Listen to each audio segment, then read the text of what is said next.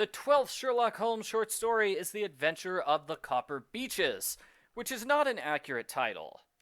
Okay, so the story partially takes place at a house with copper beeches, but the trees are not important to the mystery at all. Argo Funk Book Review. Argo Funk Book Review. This is the last story of the book. It starts with a humorous, interesting commentary on the book in general. Holmes is in a bad mood. He complains Watson tends to exaggerate the mystery stories in order to make them more interesting. Holmes thinks these stories should focus on logic and deduction, like a college lecture. Well, that would be super boring. Watson defends himself from the charge of sensationalism by saying he did not focus on celebrity mysteries, and I don't know about that. We had a case with a king, a lord, 2 with famous jewels, and several stories that appeared in newspapers. Holmes complains that thanks to these stories, people have started bothering him with trivial problems. He keeps getting asked to find lost pencils and to give advice to young ladies. I, for one, would love a Holmes story, which is just a series of ladies asking him for advice on various subjects. That sounds hilarious. An observant woman named Violet Hunter arrives. Holmes is impressed with her, to the point where Watson is disappointed that Holmes doesn't pursue a romantic interest in her at the end of the mystery. Maybe if Holmes got a girlfriend, he would spend more time with her and less time at home complaining about Watson's stories. Miss Hunter is a governess in need of work. A man named Mr. Rucastle took one look at her and tried to hire her on the spot. Without knowing her name or qualifications, he offered to pay her a large amount of money to move to the country and watch his 1-year-old son. It sounds too good to be true, because it is. There are 3 conditions. Sometimes she has to wear a certain dress or sit in a specific spot. Also, she has to cut her hair. Miss Hunter was horrified and said no. The next day, Mr. Rucastle sent a letter offering to pay her even more money. He explained the dress thing is totally normal. It belongs to his daughter Alice, who lives in a different country now.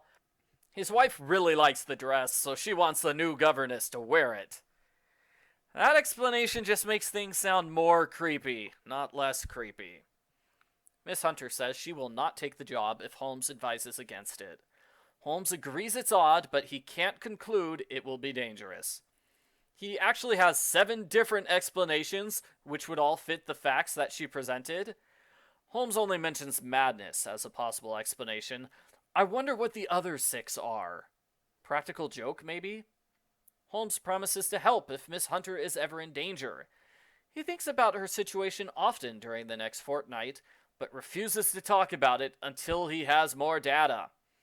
If he's that worried, I wonder why he doesn't contact her asking for an update. Miss Hunter sends an emergency telegram telling Holmes to come immediately because she is at her wit's end. Holmes and Watson visit with her at an inn. She says the Rucastles are quite nice, although the wife, who's a stepmother, has a secret sorrow. Their child is spoiled, ill-natured, and savage. There's a servant named Toller, who's usually rough and drunk. He has an unfriendly wife and a large murderous dog that guards the grounds at night. On her 3rd day, Miss Hunter was forced to wear the dress and sit with her back to a window. Mr. Rucastle told her silly stories for a long while, and she was forced to read from a book until he abruptly cut her off. Miss Hunter had to do this multiple times, and she's smart enough to realize they were putting on a show for someone else's benefit. She looked out the window, and sure enough, a young man was watching her. Mrs. Rucastle ordered Miss Hunter to shoo him away, at which point the performances stopped. That's the main mystery, and I was able to solve this one on my own. Now I feel smart. I realized they are using her to impersonate Alice, presumably to get rid of this young man who is her admirer.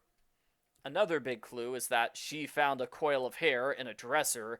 It perfectly matches the hair that she cut off. It has the same tint and thickness. This is one point in the story that I don't quite follow. Rucastle ordered her to cut her hair short, but he did not demand a specific hairstyle. There are a number of short hairstyles.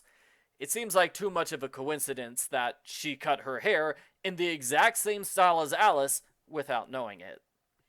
The story takes a sinister turn when Miss Hunter reveals there's a forbidden wing with a door that's always locked. Rucastle caught her looking at the wing from the outside. That was creepy. Yesterday, the key was left in the door by accident. She snuck inside and found a door with iron bars and a padlock. Someone was clearly trapped inside. Mr. Rucastle caught Miss Hunter and threatened to kill her if she ever went there again. That was super creepy. Holmes suspects Alice is the prisoner in the room. He makes plans to get inside without being caught, but he's too late. The young man and the Tollers have already used the ladder to help Alice escape. Rucastle appears unexpectedly and threatens to kill them all. He gets the murderous dog, but the dog attacks him instead. Watson is forced to use his gun to kill the dog. A few details are filled in, mostly about the young man. He is Alice's fiancé. Rucastle spends the rest of his life injured and weak, while the happy couple is married, and Miss Hunter becomes the head of a private school. The end. Post-story follow-up. Rucastle's motive was money. This is the third Holmes story where a parent attempts to stop their daughter from marrying because that would involve a loss of income. If 1890s England changed its sexist marriage and inheritance laws, that would eliminate a quarter of Holmes's cases. Arthur Conan Doyle helped with 8 Sherlock Holmes movies. This is the only one of them that survived. There's a pretty big difference. Here in the story, Rucastle is trying to get rid of the fiancé. In the movie, Rucastle's trying to lure the fiancé onto the property so he can murder him. And there's no Watson in the movie. That's also a pretty big change. This was a good story. I like it. It's funny when Holmes talks about the Holmes stories. The Forbidden Wing is frightening. Miss Hunter is an interesting character. And the ending is exciting. There's a lot to like about this one. It's definitely ending the book on a strong note. I give Sherlock Holmes, The Adventure of the Copper Beeches, a thumbs up.